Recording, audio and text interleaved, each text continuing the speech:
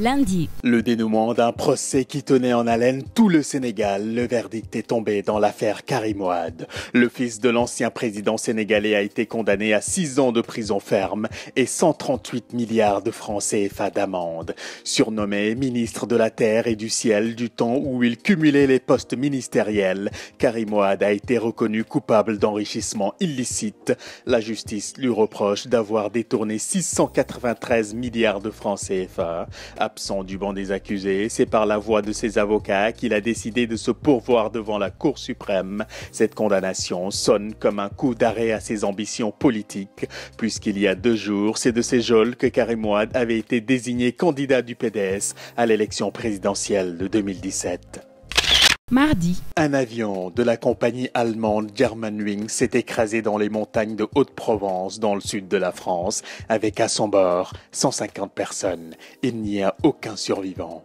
L'appareil a décollé de Barcelone en Espagne peu avant 10 heures, destination Düsseldorf en Allemagne. Il a ensuite disparu des radars 30 minutes plus tard. Selon Germanwings, 75 Allemands, dont 16 jeunes lycéens, voyageaient dans cet avion. Des Espagnols et des Turcs se trouvaient également à bord, d'après François Hollande, qui a précisé qu'a priori, il n'y a pas de Français. C'est la plus grave catastrophe aérienne survenue en France depuis plus de 30 ans. Mercredi. Il s'était déplacé en personne à Bruxelles pour demander l'aide de la communauté internationale. Le président bissau-guinéen José Mario Vaz repart satisfait de sa visite. Les bailleurs de fonds se sont engagés à fournir plus d'1 milliard d'euros à la Guinée-Bissau. Objectif, financer le programme de développement établi sur 10 ans par le nouveau régime en place. En plus de l'argent promis, cette rencontre a formellement marqué la reprise de la coopération économique entre les bailleurs de fonds et la Guinée-Bissau, qui avait été coupé de l'aide internationale depuis plus de 10 ans en raison de l'instabilité chronique qui frappait le pays d'Amilcar Cabral.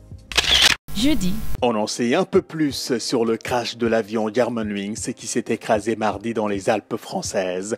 La première boîte noire de l'appareil a commencé à livrer plusieurs informations et elles sont terribles. Ce n'est pas un accident, mais bien le copilote qui aurait volontairement fracassé l'avion contre la montagne après s'être enfermé seul dans le cockpit, refusant de laisser entrer le commandant de bord qui s'était absenté de la cabine. Son nom, Andreas Lubitz, cet Allemand de 28 ans, serait donc à l'origine de la mort de 149 personnes. L'enquête dira si c'est un suicide ou un acte terroriste.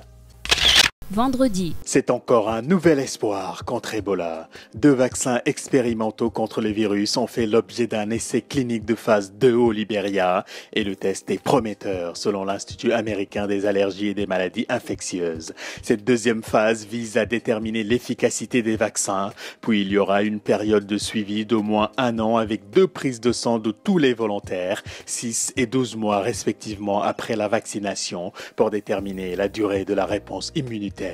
De son côté, l'OMS a donné son feu vert pour accélérer les essais cliniques. Objectif, endiguer l'épidémie qui est entrée dans sa 2e année avec un pic de 10 000 morts.